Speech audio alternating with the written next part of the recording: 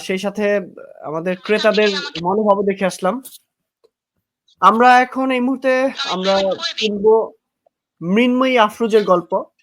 মৃন্ময়ী আফরোজ, আপনি নবাবগঞ্জের একজন সফল নারী উদ্যোক্তা এবং আমি যদি ভুল না জানি আপনি পাশাপাশি একজন বিউটিশিয়ান। তানভীর করিম ভাই, আপনার প্রতিবেদনটি আমাদের ব্যাকড্রপে চলে যাচ্ছে। একটু যদি এটাকে বন্ধ করার ব্যবস্থা করেন। আমাদের ক্রেতাদের মনোভাব দেখে আসলাম। আমরা এখন এই মুহূর্তে আমরা এখানে কারো মোবাইলে বোধহয় আপনারা লাইভ দেখছেন আবার সম্ভবত। এটা একটু বন্ধ করে নেবেন দয়া করে। যাই হোক, মৃন্ময়ী আফরোজ, আপনাকে বলছিলাম আপনি একজন সফল নারী উদ্যোক্তা, সেই পাশাপাশি আপনি একজন বিউটিশিয়ান। কোন পেশাটা বেশি এনজয় করছেন, নারী উদ্যোক্তা হিসেবে নাকি একজন বিউটিশিয়ান হিসেবে, কোনটাকে? আসসালামু আলাইকুম, ধন্যবাদ অনেক ইসলাম ভাইয়া। আর সাথে আর ধন্যবাদ জানাচ্ছি তানভীর করিম ভাইকে আমাকে এখানে কিছু বলার সুযোগ করে দেওয়ার জন্য। আসলে আমার পরিচয়টা হচ্ছে উদ্যোক্তা হিসেবেই। সেক্ষেত্রে আমি নিজেকে উদ্যোক্তা বলে বেশি স্বাচ্ছন্দ্য বোধ করি। তাছাড়াও বিউটিশিয়ান বলতেও খুবই ভালোই লাগে। কারণ হচ্ছে বিভিন্ন ধরনের কাস্টমার আসে আমার কাছে। তাদের স্কিন সম্পর্কে বিভিন্ন প্রকার তথ্য জানতে চায়। তাদের স্কিনে কি প্রকার প্রোডাক্ট ব্যবহার করলে কি রেজাল্ট পাওয়া যাবে। এই ধরনের তথ্য হচ্ছে আমার সাথে মানে কথাবার্তা আদান-প্রদান হয়। তারা হচ্ছে আমার উপর বিশ্বস্ততার উপরে মানে প্রোডাক্ট গুলা নিয়ে থাকে। সেক্ষেত্রে বিউটিশিয়ান বলতেও আমার খুবই স্বাচ্ছন্দ্য বোধ লাগে। ২ টাই আমি প্রেফার করি। আচ্ছা। আ হুম। উদ্যোক্তা হিসেবে আপনার সফলতা এবং ব্যর্থতা যদি আপনাকে বলি যে আপনি নিজে মূল্যায়ন করেন যে আপনার সফলতাটা কোথায় এবং আপনার প্রতিটা মানুষেরই আসলে কিছু ব্যর্থতাও থাকে। আপনার ব্যর্থতাটা কোথায়? আপনি নিজেকে কিভাবে মূল্যায়ন করবেন? একটু যদি বলতেন। ধন্যবাদ ভাইয়া। আসলে সফলতার শেষ নাই। সফলতা আম মানে ধরা-ছোঁয়ার বাইরে শুরু হয়, কিন্তু সফলতা অনেক বেশি ঊর্ধ্বগতিতে থাকে। মানে এখন যে সফলতা আছে তার থেকে আরো বেশি সফলতা অর্জন করতে চাই আমি। আর ব্যর্থতা বলতে হচ্ছে আমার ব্যর্থতা ব্যবসায়িক জীবনের ব্যর্থতা আমার অনলাইন যে প্রোডাক্ট গুলা, এগুলা হচ্ছে আমার ডেলিভারি করতে খুবই সমস্যা হয়। ডেলিভারি ম্যানের খুবই অভাব। তাছাড়া ডেলিভারি চার্জটাও অনেক বেশি কাটে। আম আর আমাদের যে এখানে যেই ডেলিভারি সার্ভিস গুলা আছে যেমন স্টেট ফাস্ট, পাঠাও, রেডেক্স এগুলা হচ্ছে আমাদের ঠিক মতন ডেলিভারি প্রোডাক্ট গুলা ঠিক মতন করতে পারে না বা সময় মতো প্রোডাক্ট গুলা কাস্টমারদের কাছে পৌঁছাতে পারে না। এটা আমার কাছে অনলাইন বিজনেস এর ক্ষেত্রে ব্যর্থতা মনে হয়।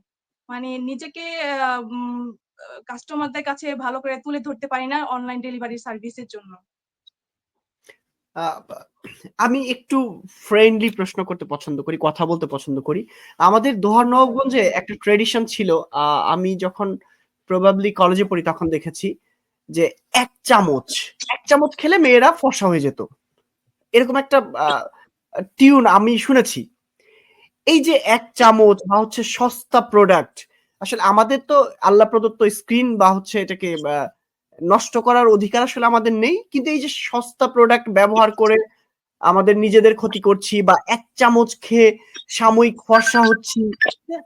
এই যে জিনিসগুলা, আপনি একজন বিউটিশিয়ান হিসেবে আপনার প্রোডাক্টের এনশিওর কি আপনি করছেন কাস্টমারদেরকে?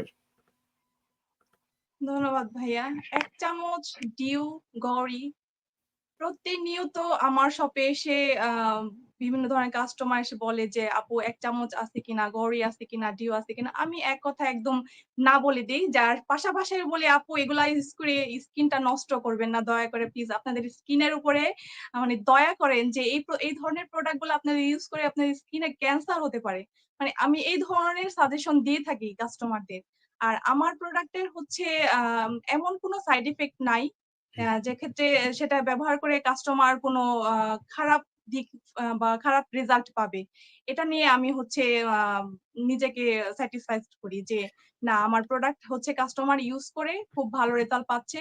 পাশাপাশি উনাদের স্কিনে কোনো প্রবলেম হচ্ছে না। না, মৃন্ময়ী, আমি যেটা বলতে চাচ্ছি, ধরেন এখন আমার তো টাকা নেই। আমি তো কস্টলি প্রোডাক্ট ব্যবহার করতে পারি না।